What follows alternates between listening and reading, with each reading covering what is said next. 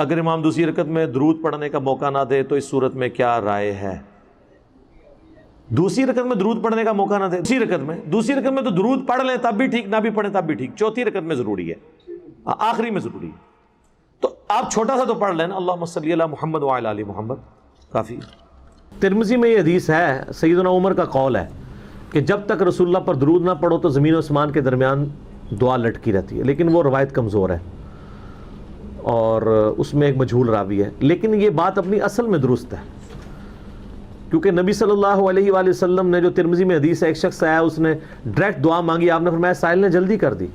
دوسرے نے آگے اللہ کی حمد اور دروشی پڑھ کے پھر دعا کی، آپ نے فرمایا سل تعطیٰ، مانگ تجھے دیا جائے گا۔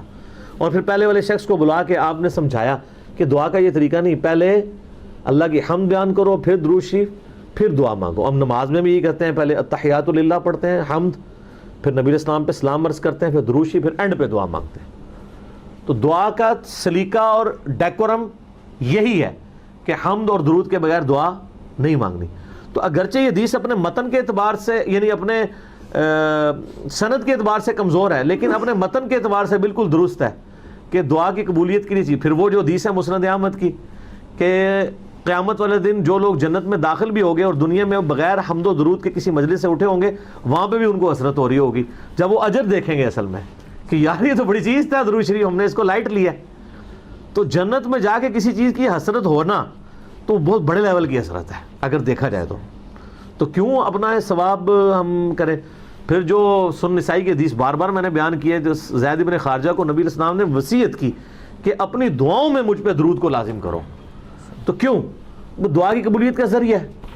تو اس لیے دعا اگر کسی نے قبول کروانی ہے، اور قبولیت کا مطلب یہ نہیں ہوتا کہ آپ جو کچھ مانگ رہے ہیں وہی کچھ آپ کو مل جائے گا، یہ بھی ذرا اپنے دماغ میں بات ڈال لیں۔ ترمذی میں مسند احمد میں موجود ہے، دعا تو کبھی رد ہی نہیں جاتی، یا جو مانگا وہ مل جائے گا، نبی علیہ السلام نے فرمایا، یا اس سے بہتر نعمت بدل دے دیا جائے گا، یا اللہ تعالیٰ اس کو قیامت والے دن تمہارے لیے سٹور کر دے گا، اس کے عوض تمہیں ثواب دے دے گا۔ تو دعا تو قبول ہوتی ہے، دعا عبادت ہے، دعا ایسی عبادت ہے کہ جو نہیں کرتا اللہ اس سے ناراض ہوتا ہے۔ قرآن میں آیا نہیں سورہ المومن کی آیت نمبر 60، ان الذین یستکبرون عن عبادتی، بے شک جو لوگ مجھ سے دعا کرنے میں، میری عبادت میں تکبر کرتے ہیں، میں انہیں ذلیل و خوار کر کے دوزخ میں داخل کروں گا۔ اس کا سٹارٹ اسی سے ہوتا ہے، ادعونی استجب لکم، اے میرے بندو مجھ سے مانگو میں تمہاری دعائیں قبول کروں گا۔ جو مجھ سے عبادت میں تکبر کرے گا، مجھ سے دعا نہیں مانگے گا، میں اسے ذلیل خوار کر کے دوزخ میں ڈالوں گا۔ اور کتنا لطیف نکتہ ہے، دنیا کے بادشاہوں سے مانگا جائے تو وہ ناگواری کا اظہار کرتے ہیں، خاص حد تک دیں گے، اس کے بعد اور اس کائنات کا بادشاہ وہ ہے کہ اگر اس سے نہ مانگے تو وہ ناراض ہوتا ہے۔ فرق دیکھا ہے سر؟ اللہ اکبر کبیرہ والحمد للہ کثیرہ وسبحان اللہ بکرۃ واصیلا۔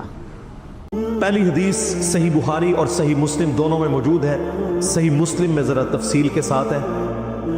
اللہ کے محبوب صلی اللہ علیہ وآلہ وسلم نے فرمایا کہ تم میں سے جو شخص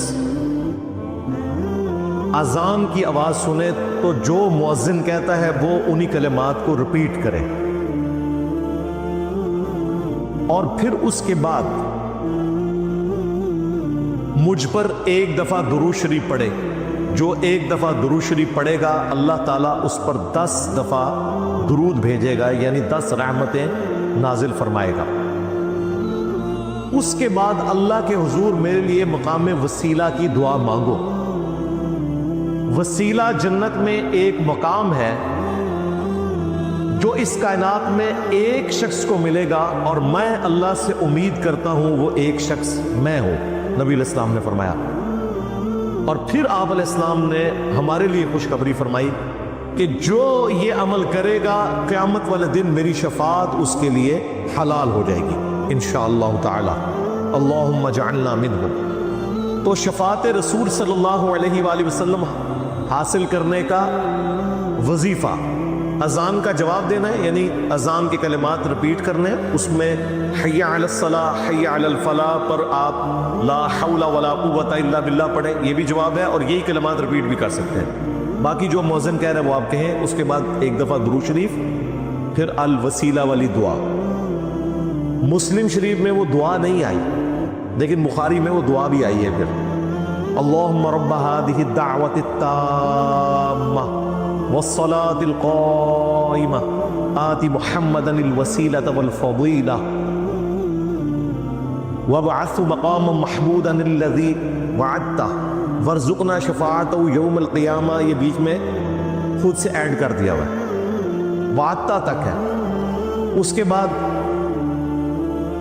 انک لا تخلف المیعاد، یہ بخاری میں موجود نہیں لیکن سنن کبریٰ البیہقی میں صحیح سند کے ساتھ موجود ہے. انک لا تخلف المیعاد وہ پڑھ لیں بہتر ہے، وعدتا تک پڑھ لیں تب بھی دعا مکمل ہے. باقی جو خود سے لوگوں نے بیچ میں ایڈ کیے ہیں الفاظ وہ احادیث میں موجود نہیں ہے. ہم ایک ایک حدیث ڈسپلے کروا دیں گے تاکہ اگر کسی کو دعا یاد نہیں ہے تو وہ امیج اس کا لے کر وہ دعا یاد بھی کر سکتا ہے. شفاعت رسول صلی اللہ علیہ وآلہ وسلم حاصل کرنے کا نسخہ یا وظیفہ. اب اس حدیث سے یہ بات پتہ چلی کہ اذان کے بعد درود شریف پڑھنا یہ نبی علیہ السلام نے مشروع فرمایا ہے، تعلیم فرمایا ہے. اذان کے بعد درود پڑھنا سنت ہے، لیکن اذان کے ساتھ نہیں، اذان مکمل ہونے کے بعد. اذان سے پہلے درود پڑھنا اور اسے بالکل جوڑ دینا، اور وہ بھی صرف اس وقت پڑھنا جب سپیکر آن ہو، سپیکر آف ہو، بجلی گئی ہوئی ہو. تو چونکہ کوئی سننے والا نہیں ہے اس لیے صرف اذان کہنا اور درود شریف چھوڑ دینا، اس کا مطلب یہ ہے کہ ایک فرقہ واریت کی نظر آئے چیز. صحیح مسلم کی شرح لکھی ہمارے استاد غلام سعود سعیدی صاحب نے رحمہ اللہ تعالی، بریلوی عالم تھے.